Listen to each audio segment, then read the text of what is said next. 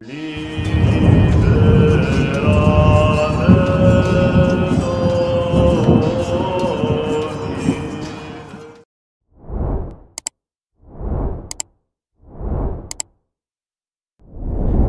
novembre, vie de Sainte Élisabeth selon la légende dorée. Tous les faits rapportés dans cette légende se trouvent racontés dans la vie de Sainte Élisabeth par Monsieur de Montalembert. Étymologie du nom d'Élisabeth.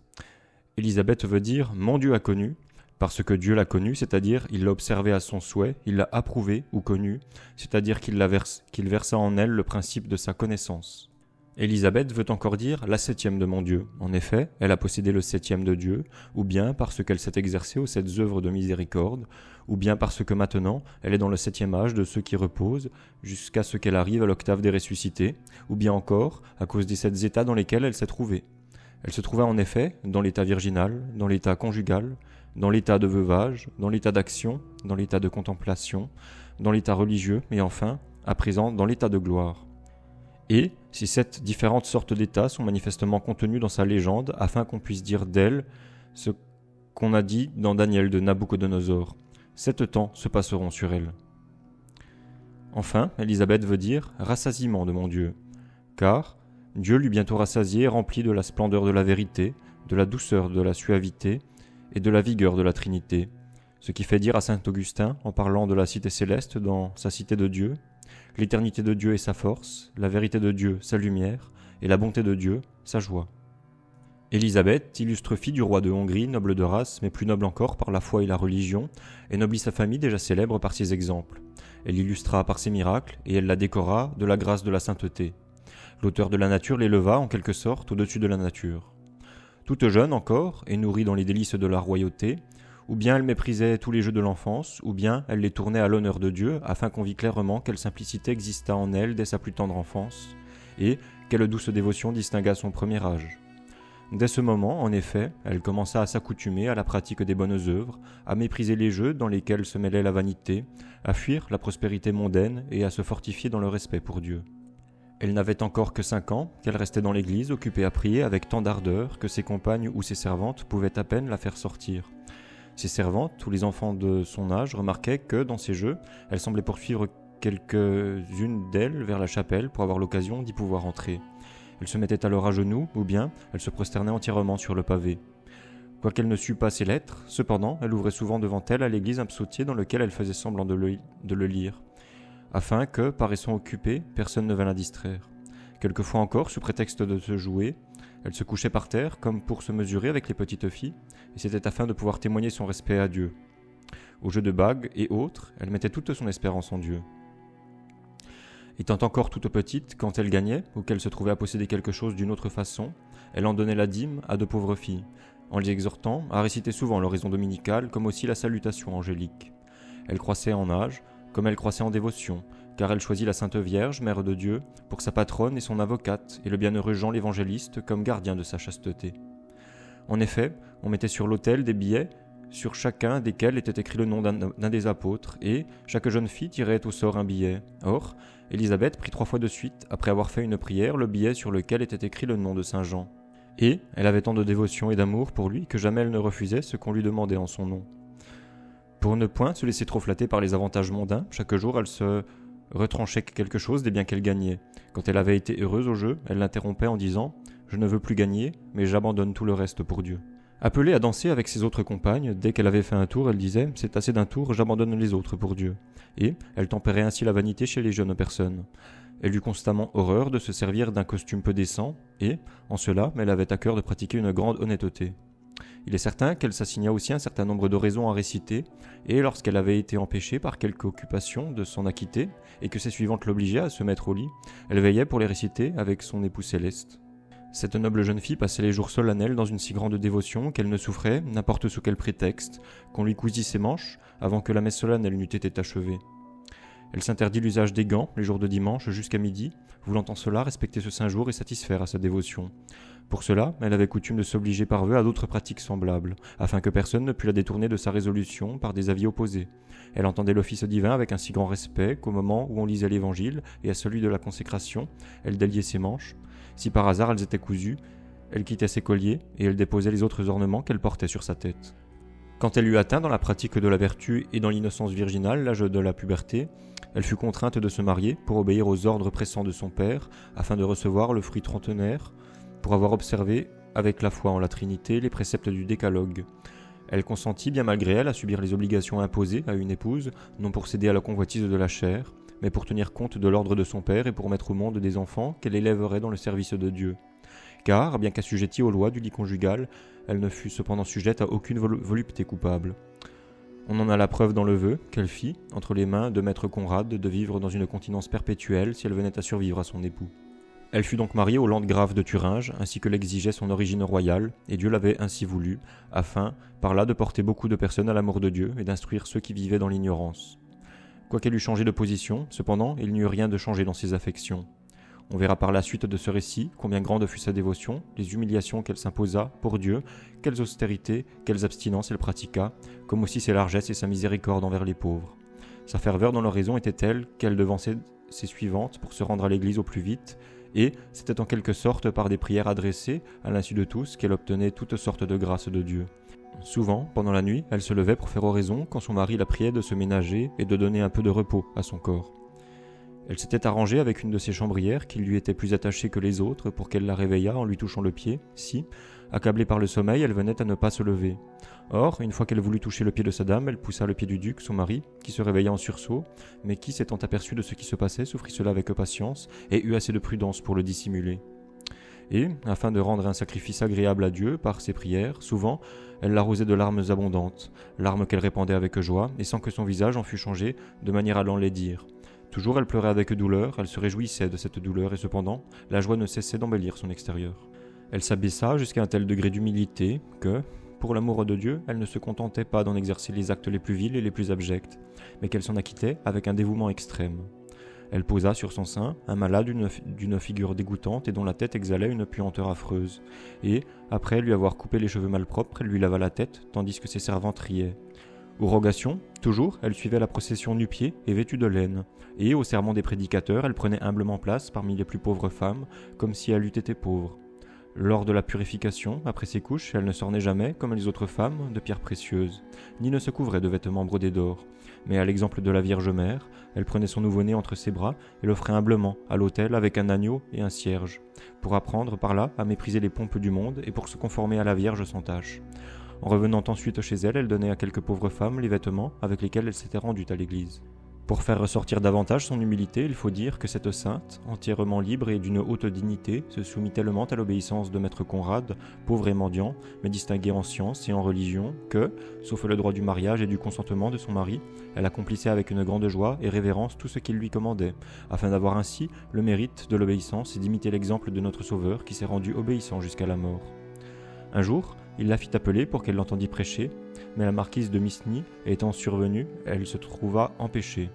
Conrad, irrité, ne voulut pas pardonner une pareille désobéissance, et l'ayant fait dépouiller jusqu'à la chemise, il la fit fouetter durement avec quelques-unes de ses suivantes, coupables comme elle. Elle s'imposait une si grande abstinence et des austérités telles qu'elle macérait son corps par l'éveil, et la discipline et le jeûne. Souvent, elle quittait le lit de son mari pour passer la nuit sans dormir, afin qu'elle pût se livrer à l'oraison et prier en secret le Père céleste. Lorsqu'elle était vaincue par le sommeil, elle dormait, étendue sur des tapis. Mais quand son mari s'absentait, elle passait toute la nuit en prière avec l'époux céleste. Souvent, elle se faisait rudement fouetter dans son lit par les mains de ses servantes pour imiter le Sauveur flagellé et pour réprimer la convoitise de la chair. Telle était sa tempérance dans le boire et dans le manger, qu'à la table de son mari, parmi les différents plats qu'on servait, elle se contentait quelquefois de pain sec. En effet, maître Conrad lui défendit de toucher à ceux des mets de son mari sur l'origine desquels elle ne pouvait se former une conscience sûre. Elle pratiqua cela avec tant de scrupules que, quand les autres se nourrissaient de mets délicats, elle ne faisait usage avec ses suivantes que d'aliments fort grossiers. Souvent, cependant, elle se mettait à table et elle touchait aux aliments en les découpant pour paraître en manger, afin de ne pas être taxée de superstition, et sa politesse enchantait tous les convives. Une fois, étant accablée par la fatigue d'une longue course, on avait servi à son mari et à elle différents mets qu'il était difficile de croire avoir été acquis par un travail légitime, et s'en abstint tout à fait, et mangea tranquillement avec ses suivantes du pain noir et dur trempé dans l'eau chaude. Ce fut à cause de cela que son mari lui assigna quelques revenus légitimes dont elle vivait avec ses suivantes qui étaient, sur ce point, en tout accord avec elle. Souvent elle refusa les mets de la cour pour demander des vivres à quelques braves gens. Or son mari supportait tout cela en patience. Il assurait que, volontiers, il en agirait ainsi lui-même s'il ne craignait d'apporter le désordre dans sa maison. Au fait de la gloire, elle avait une grande affection pour l'état de pauvreté afin de rendre hommage à Jésus-Christ, pauvre, et de ne laisser découvrir en elle au monde rien qui lui appartint. Aussi arrivait-il, quelquefois, que se trouvant seule avec ses suivantes, elle se couvrait de vêtements grossiers et mettait sur la tête un voile de rebut. « Voici, disait-elle, comme je marcherai lorsque j'aurai atteint à l'état de pauvreté. » Bien qu'elle se fût imposée à elle-même de grandes privations, cependant, elle était si généreuse envers les pauvres qu'elle ne souffrait pas que personne restât dans la gêne. Elle subvenait au contraire à tous avec la plus grande libéralité, au point qu'on l'acclamait généralement la mère des pauvres. Elle s'appliquait avec des soins extrêmes à pratiquer les 7 œuvres de miséricorde afin de pouvoir obtenir à toujours le royaume éternel et de posséder la bénédiction du Père céleste avec les bénis de la droite. D'abord, elle vêtait ceux qui étaient nus en habillant les pèlerins et les pauvres, en donnant le linge nécessaire pour ensevelir les morts et pour baptiser les petits-enfants. Souvent, elle était elle-même la marraine des nouveau-nés, cousait leurs vêtements de ses propres mains, afin qu'ayant contracté avec eux les obligations de la maternité, elle fût donnée de subvenir à leurs besoins plus largement. Or, il arriva qu'elle donna à une pauvre femme un vêtement assez bon. Celle-ci, en voyant un cadeau si magnifique, fut étouffée par la joie, en sorte qu'elle tomba par terre et qu'on la crut morte. À cette vue, Élisabeth regretta d'avoir tant donné, dans la crainte qu'elle ne fût la cause de la mort de cette femme. Mais, cependant, elle pria pour la mendiante qui se releva guérie. Souvent encore, elle filait de ses propres mains de la laine avec ses suivantes, et elle en faisait confectionner des habits, afin par là de recevoir le fruit plein de gloire de ses bons travaux, d'offrir l'exemple de la véritable humilité et de donner à Dieu l'aumône de ses travaux manuels. Elle nourrissait ceux qui ont faim en fournissant des aliments aux pauvres de telle sorte que, le landgrave, son mari, étant allé à la cour de l'empereur Frédéric, à Crémone, elle fit ramasser toutes les provisions qu'elle avait dans ses granges pour donner le nécessaire aux pauvres qui, tous les jours, accouraient de toutes parts parce qu'on était menacé de cherté de vivre et d'une grande famine. Souvent, encore, quand l'argent lui manquait, elle vendait ses ornements pour subvenir aux nécessités des indigents, et même elle avait l'habitude de soustraire bien des choses à ses suivantes et à soi-même et de les réserver pour les pauvres. Elle donnait à boire à ceux qui avaient soif. Or, une fois qu'elle avait distribué de la cervoise aux pauvres, après en avoir donné à chacun une quantité suffisante, il se trouva que la boisson n'avait pas diminué dans le vase, et qu'il se trouvait la même quantité qu'auparavant. Elle donnait l'hospitalité aux pèlerins et aux pauvres. Elle fit construire au pied de son château, qui était situé fort haut, une maison très spacieuse où elle soignait une grande multitude de malades. Elle les visitait chaque jour sans être arrêtée par la difficulté de monter et de descendre. Elle leur fournissait tout ce qui leur était nécessaire, et par ses exhortations, elle les portait à la patience. Quoiqu'elle eût toujours supporté avec peine le mauvais air, cependant, au milieu du château de l'été, pour l'amour de Dieu, elle ne craignait pas l'infection des malades, mais elle leur administrait des médicaments, les essuyait avec ses cheveux, les maniait elle-même, tandis que ses suivantes étaient accablées. Dans cette même maison, encore, elle faisait nourrir avec le plus grand soin les petits-enfants des pauvres femmes. Elle se montrait si douce et si humble envers eux que tous la nommaient leur mère.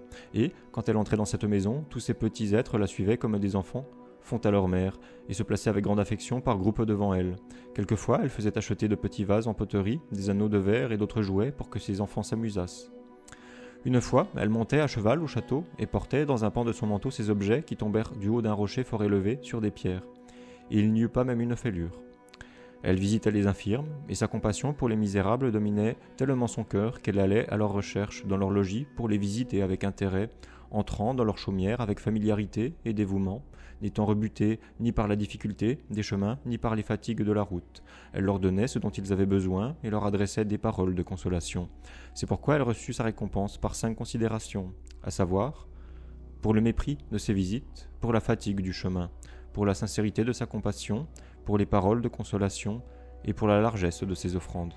Souvent, elle assistait aux sépultures des pauvres et y courait avec une grande dévotion après les avoir ensevelis dans la toile qu'elle avait elle-même tissée. Une fois, elle coupa en morceaux son grand voile de lin pour envelopper le corps d'un pauvre. Elle s'occupait elle-même de leurs funérailles et elle restait aux obsèques avec piété. Au milieu de tout cela, il faut donner des éloges à la dévotion de son mari qui, bien qu'embarrassé d'une multitude d'affaires, était fort dévoué au service de Dieu. Et, comme il ne pouvait personnellement s'occuper de pareilles choses, il avait accordé à son épouse la liberté de faire tout ce qui contribuait à l'honneur de Dieu et pouvait procurer le salut de son âme. Alors, la bienheureuse Élisabeth, désirant que son mari employât la puissance de ses armes à la défense de la foi, l'engagea, par ses exhortations salutaires, à aller visiter la Terre Sainte. Comme il y était, ce landgrave, prince fidèle et dévot, et remarquable par l'intégrité de sa foi et par son dévouement sincère, rendit son âme à Dieu et alla recevoir le fruit glorieux de ses œuvres. Élisabeth embrassa donc ainsi avec amour l'état du veuvage pour ne pas perdre le fruit attaché à la continence des veuves, mais pour recevoir ainsi le 70e fruit qu'elle avait mérité par la pratique des 10 commandements et des 7 œuvres de miséricorde. Or, quand la mort de son mari eut été connue dans toute la Thuringe, Élisabeth fut chassée de sa patrie avec ignominie et violence par quelques vassaux de son mari, comme prodigue et dissipatrice, afin que par là sa patience reçût un plus brillant éclat, et qu'elle pût réaliser le désir qu'elle avait conçu depuis longtemps de vivre dans la pauvreté. Quand arriva la nuit, elle se retira en rendant de grandes grâces à Dieu en la maison d'un cabaretier. Elle y resta dans un endroit où l'on avait mis des pourceaux. Le matin, elle alla chez les frères mineurs, qu'elle pria de remercier Dieu pour ce qu'elle endurait et de chanter le Te Deum Laudamus. Le lendemain, elle fut forcée d'aller, avec ses 4 petits-enfants, chez un de ses ennemis, où on lui assigna un espace fort étroit. Comme elle était maltraitée par son hôte et son hôtesse, elle dit adieu aux murailles. « Je remercierais volontiers les hommes, disait-elle, si je les trouvais bienfaisants. » Elle fut donc forcée de regagner l'endroit où elle s'était arrêtée en premier lieu, et elle envoya ses petits-enfants en différents pays pour qu'on les nourrît. Or, une fois qu'elle passait dans un sentier étroit et rempli d'une boue profonde, au milieu duquel on avait placé quelques pierres, une vieille femme, à laquelle on avait fait jadis beaucoup de bien, et qui passait sur ces pierres, refusa de céder le pas à la sainte qui tomba dans ce bourbier profond. Elle se releva et essuya ses vêtements avec joie et en riant. Dans la suite, sa tante maternelle, qui était abbesse, ayant compassion de son extrême pauvreté, l'amena chez l'évêque de Bamberg, son oncle, qui la reçut honnêtement et la garda avec précaution, dans l'idée de la faire convoler à de secondes noces. Quand ses suivantes, qui avaient fait avec elle vœu de continence, apprirent cela, elles s'en affligèrent à en pleurer et en informèrent avec gémissement la bienheureuse Élisabeth. Elle leur rendit le courage en disant « J'ai confiance que le Seigneur, pour l'amour duquel j'ai fait vœu de continence perpétuelle, m'affermira dans ma résolution, s'opposera à toute violence et déjouera les projets des hommes. Et si, par hasard, mon oncle voulait me marier, je m'y opposerai de cœur comme de bouche. Que s'il ne me restait aucun moyen d'échapper, je me couperai le nez afin de devenir un objet d'horreur à tous les hommes. » Ayant donc été conduite, malgré elle, de par l'ordre de l'évêque, à un château pour y demeurer jusqu'à son mariage, après avoir recommandé sa chasteté avec larmes au Seigneur, voici que, par la providence divine, les ossements de son mari sont rapportés d'outre-mer. Elle eut ordre de l'évêque de revenir pour aller en toute dévotion à la rencontre de ses précieux restes. Il fut reçu en une belle procession par l'évêque, et par elle avec grand respect et beaucoup de larmes. Alors, elle se tourna vers le Seigneur en disant « Je vous rends grâce, Seigneur, de tout ce que vous avez daigné consoler une misérable telle que moi dans la réception des ossements de mon époux qui vous était cher. Vous savez, Seigneur, combien j'ai chéri cet époux qui vous aimait tant. Cependant, par amour pour vous, j'ai été privé de sa présence. Je l'ai laissé partir pour secourir votre terre sainte. Vous savez combien j'aurais désiré vivre avec lui dans une condition telle que je fusse réduite à mendier en sa compagnie, comme une pauvresse à travers le monde entier.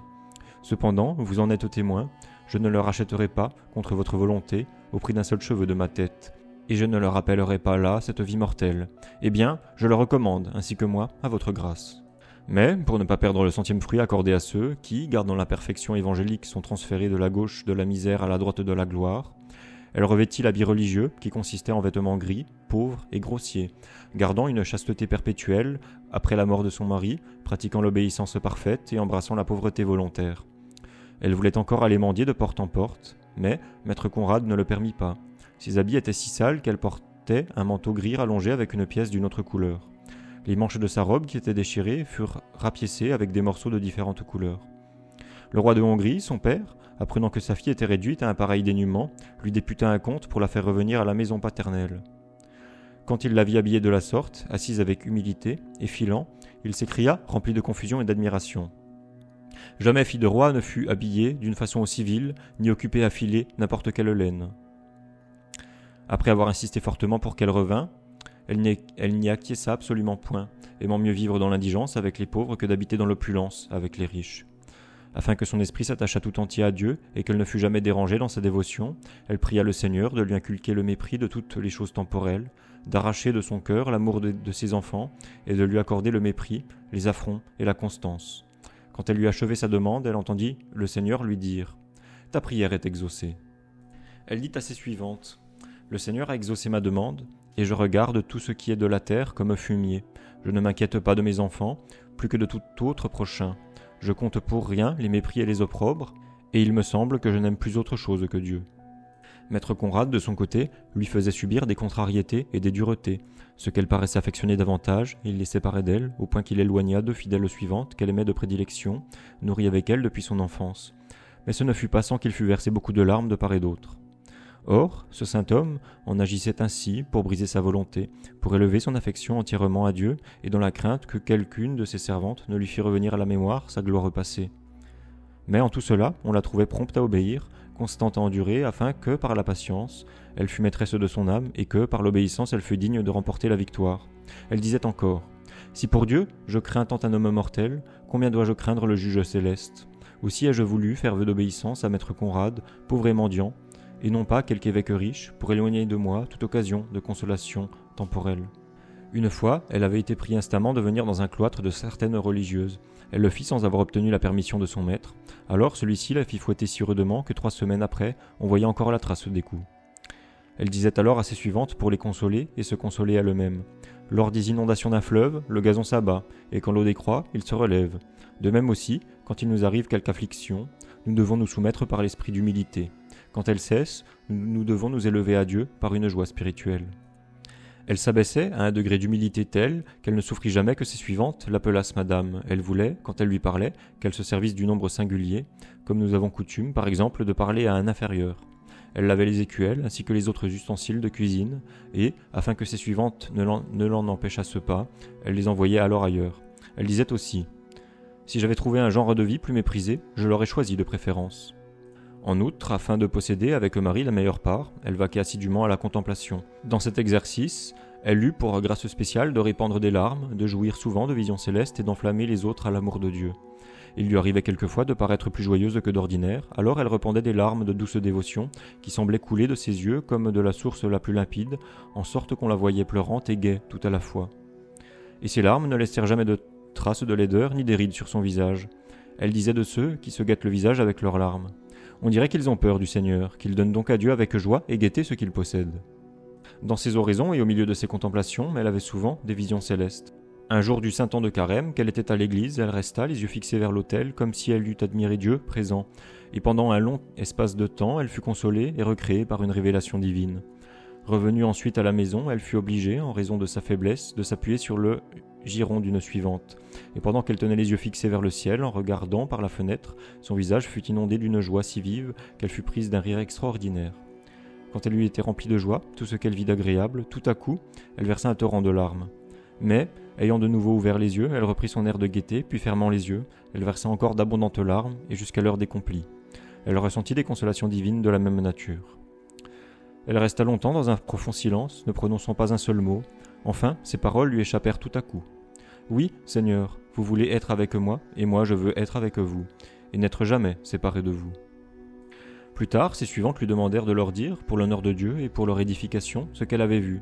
Elle se laissa vaincre par leur importunité. « J'ai vu, leur dit-elle, le ciel ouvert, et Jésus qui, se penchant vers moi avec une extrême bonté, me montrait le visage le plus ouvert. J'étais donc inondé d'une joie ineffable de le voir. Quand il se retirait, je restais accablé d'une grande tristesse. Alors il eut pitié de moi et me réjouit encore une fois de la vue de son visage et me dit : « Si tu veux être à moi, je veux bien être avec toi. » Et je lui ai répondu ce que vous m'avez entendu dire. On la pria encore de raconter la vision qu'elle avait eue vis-à-vis de l'autel, mais elle répondit : « Ce que j'y ai vu, il n'est pas expédient de le raconter. J'y ai ressenti cependant beaucoup de joie, et j'ai considéré les merveilles de Dieu. » Souvent aussi, pendant son oraison, sa face resplendissait d'une manière merveilleuse, et de ses yeux jaillissaient des rayons semblables à ceux du soleil. Souvent encore, son oraison était si fervente que même elle enflammait les autres personnes. Elle appela chez elle un jeune homme habillé d'une façon mondaine et lui dit : « Vous paraissez vivre avec trop peu de retenue au lieu de servir votre Créateur.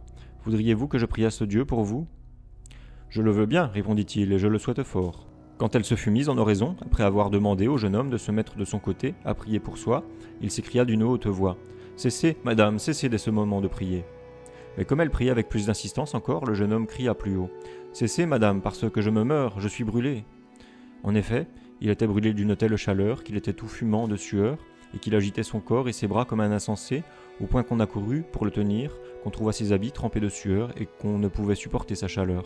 Il continua de crier : « Je suis tout en feu, je suis consumé. » Or, la bienheureuse Élisabeth eut achevé sa prière, le jeune homme cessa d'avoir chaud. En revenant à lui, il fut éclairé de la grâce divine et entra dans l'ordre des frères mineurs. Cette chaleur manifesta la ferveur ardente de sa prière, ardeur si forte qu'elle enflamma même un homme froid. Mais ce jeune homme, accoutumé à vivre selon la chair, et qui n'avait aucun goût pour la vie spirituelle, ne pouvait comprendre de pareilles choses. Parvenue au comble de la perfection, elle ne quitta pas les soins laborieux de Marthe pour la contemplation de Marie, ainsi qu'il a été montré ci-dessus dans les 7 œuvres de miséricorde. En effet, quand elle eut pris l'habit religieux, elle pratiqua néanmoins les œuvres d'une piété active. Elle avait reçu pour sa dot 2000 marcs. Elle en distribua une partie aux pauvres, et avec le reste, elle fit construire un grand hôpital à Marbourg. C'est pour cela que tout le monde la regardait comme dissipatrice, comme prodigue, et qu'on l'appelait folle. Mais parce qu'elle savait accepter avec joie toutes les injures, on lui reprochait d'avoir chassé bien vite de son cœur le souvenir de son mari, puisqu'elle était ainsi transportée de joie. Quand elle eut fait construire l'hôpital, elle se dévoua au service des pauvres comme une humble servante. Elle était remplie de sollicitude à leur égard, elle les mettait dans le bain, les portait dans leur lit, les couvrait. Elle se félicitait auprès de ses suivantes en disant « Quel bonheur nous avons de baigner et de couvrir ainsi le Seigneur !» Elle porta son humble dévouement à l'égard des pauvres à un tel degré, tel que, dans une nuit, elle porta 7 fois dans ses bras, au lieu secret, un enfant borgne et couvert de gale, qu'elle lava sans répugnance ses linges salis. Elle lavait souvent une femme couverte d'une affreuse lèpre, la mettait dans son lit, essuyant ses plaies qu'elle enveloppait, lui donnait des médicaments, lui coupait les ongles et se mettait à genoux pour délier les cordons de ses souliers. Elle engageait les infirmes à se confesser et à communier. Et elle obtint cela d'une vieille femme qui refusait obstinément, ce fut après l'avoir corrigée en la frappant. Quand elle n'était pas occupée à soigner les pauvres, elle filait de la laine qu'on lui envoyait d'un monastère, et elle partageait entre les pauvres le prix qu'elle en retirait. Après une grande disette, elle avait à distribuer aux indigents 500 marcs qu'elle avait reçus de sa dot. Tous avaient été placés en ordre. Et Élisabeth, les reins saints d'une lime, passait de rang en rang pour les servir. Il avait été décidé que, si quelqu'un changeait de place au préjudice des autres pauvres, pour recevoir 2 fois, il aurait les cheveux coupés. Or, voilà qu'une jeune fille nommée Radegonde, remarquable par l'extrême beauté de sa chevelure, vint à passer par là, non pour recevoir l'aumône, mais pour visiter une de ses sœurs malades. On l'amena à la bienheureuse Élisabeth, comme ayant violé la loi. Elle la condamna à avoir les cheveux coupés de suite, malgré ses pleurs et sa grande résistance. Or, comme quelqu'un des assistants avançait qu'elle était innocente, la bienheureuse dit « Au moins, dans la suite, elle ne pourra aller à la danse avec tant de prétention dans les cheveux, ni en tirer vanité. » Alors la bienheureuse Élisabeth demanda à la jeune fille si elle n'avait jamais conçu le projet de mener une vie sainte. Elle répondit que, depuis longtemps déjà, elle serait entrée en religion si elle n'eût mis tant de délectation dans ses cheveux. « Alors, dit Élisabeth, je suis plus heureuse de ce qu'on te les a coupés que je ne le serais si mon fils était élu empereur des Romains. » Dès l'instant, la jeune personne prit l'habit religieux, resta dans l'hôpital avec la bienheureuse Élisabeth et menant une vie édifiante. Une pauvre femme mit au monde une fille que la bienheureuse Élisabeth tint sur les fonds sacrés et auquel elle donna son nom. Ensuite, elle lui fournit tout ce qui lui était nécessaire, de telle sorte que, prenant les manches de la pelisse d'une de ses suivantes, elle les donna à la mère pour envelopper cette petite enfant. Elle ajouta encore ses propres soutiers. 3 semaines après, cette femme abandonna sa petite fille et s'enfuit en cachette avec son mari. Quand on apprit cela, à Sainte Élisabeth, elle se mit en prière. Alors le mari et la femme ne purent marcher davantage et furent forcés de revenir lui demander pardon. Elle leur reprocha, comme il était juste, leur ingratitude, leur remit la petite fille à nourrir et pourvut à tout ce dont ils avaient besoin. Quand approcha le temps où le Seigneur disposa d'appeler sa bien-aimée de la prison du monde pour la faire participer au royaume des anges, parce qu'elle avait méprisé le royaume des mortels, Jésus-Christ lui apparut. « Viens, ma bien-aimée, lui dit-il, viens aux tabernacles éternels que je t'ai préparés. » Or, pendant qu'elle était tourmentée par la fièvre, elle s'était couchée et avait la figure tournée vers la muraille de son lit. Alors les assistants entendirent une exquise mélodie. Une des suivantes, s'étant informée auprès d'elle de ce que c'était, la sainte lui répondit « Un petit oiseau est venu se poser entre moi et la paroi, et il a chanté d'une manière si suave qu'il m'a bien fallu chanter aussi. » Dans sa maladie, elle conserva toujours sa gaieté, et jamais elle ne cessa de prier. La veille de sa mort, elle leur dit « Que feriez-vous si le diable arrivait auprès de vous ?» Un instant après, elle s'écria à haute voix, comme si elle chassait le diable en répétant par 3 fois « Fuis !» Et ensuite elle dit « Voici minuit qui approche, c'est l'heure à laquelle Jésus-Christ a voulu naître, et où il fut couché dans une crèche. » Quand approcha l'heure de son trépas, elle dit « Le moment arrive où le Dieu Tout-Puissant appelle ses amis aux noces célestes. » Peu après, arrivée à ces derniers instants, elle s'endormit en paix en l'an du Seigneur 1231. Quoique son corps vénérable fût resté 4 jours sans sépulture, il ne s'en exhalait aucune puanteur. Bien au contraire, il s'en exhalait un délicieux parfum dont on était embaumé. Alors on vit sur le faîte de l'église grande quantité de petits moineaux réunis, que personne n'avait jamais vus auparavant. Ils chantaient avec des modulations si suaves et formaient des modes si variés que l'on était dans l'admiration. Ils semblaient célébrer à leur façon les funérailles d'Élisabeth. Or il y eut là une grande clameur des pauvres, grande dévotion des peuples. Les uns prenaient de ses cheveux, les autres coupaient des morceaux de ses vêtements, qu'ils conservaient comme des reliques extraordinaires. On plaça son corps dans un monument qu'on trouva plus tard regorgé d'huile.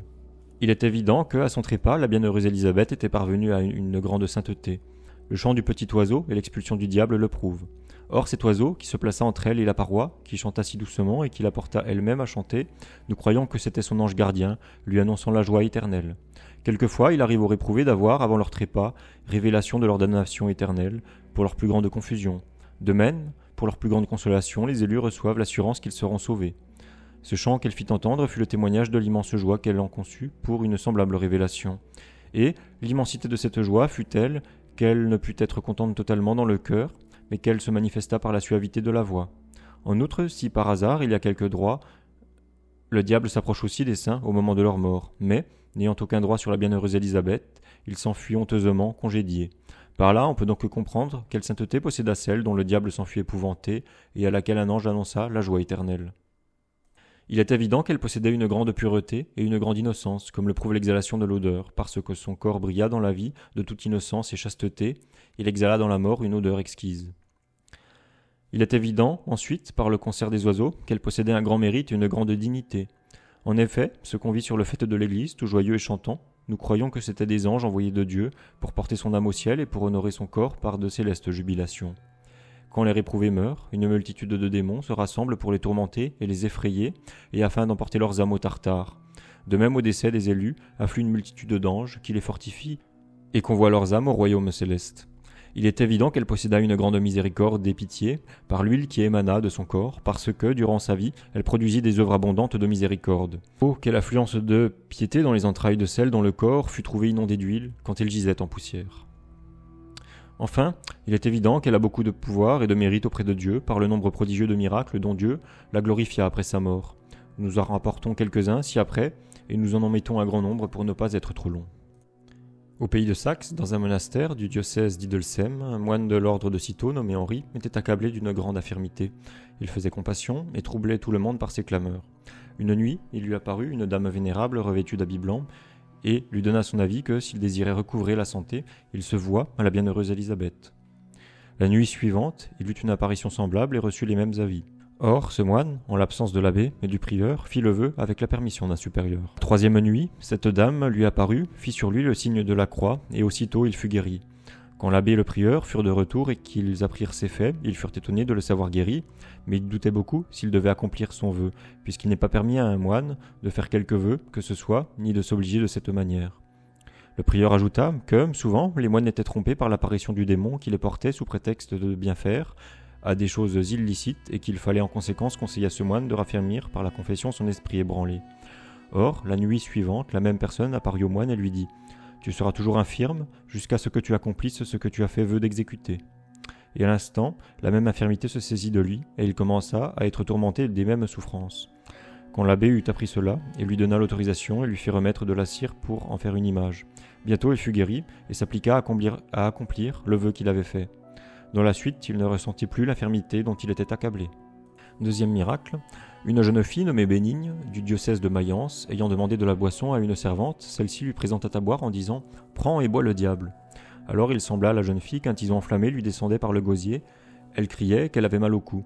Aussitôt son ventre enfla comme une outre, et on aurait dit que quelque chose courait dans son ventre d'un côté et d'autre. Elle poussait des gémissements pitoyables, proférait des paroles insensées, et on la croyait obsédée par le démon. Elle resta 2 ans en cet état. On la conduisit donc au tombeau de Sainte Élisabeth et on y fit un vœu pour elle. Pendant qu'elle était placée sur la tombe, elle parut comme inanimée, mais quand on lui eut offert au même endroit un peu de pain à manger et de l'eau bénite à boire, tout à coup, au saisissement et à l'admiration de tous les assistants, elle se leva, guérie. Troisième miracle, un homme du diocèse de Cologne, nommé Hermann, était retenu en prison par le juge. Il s'en remit entièrement à Dieu et invoqua, avec toute la dévotion possible, Sainte Élisabeth et Maître Conrad à son aide. La nuit suivante, ils lui apparurent tous les deux ensemble, environnés d'une grande lumière, et lui donnèrent toutes sortes de consolations. Enfin, une sentence le condamna à être pendu, et il fut exécuté à un gibet éloigné d'une mille teutonique. Cependant, le juge accorda aux parents de le détacher et de l'ensevelir dans un tombeau. On prépara la fosse, et, quand il eut été détaché, son père et son oncle se mirent à invoquer pour le mort le patronage de la bienheureuse Élisabeth, et à l'admiration et à la stupéfaction de tous, celui qui était mort se leva vivant. Quatrième miracle. Un homme nommé Jean, du diocèse de Mayence, avait été pris en compagnie d'un voleur et condamné à être pendu avec lui. Il conjura à chacun de prier la bienheureuse Élisabeth de l'aider selon qu'il le méritait.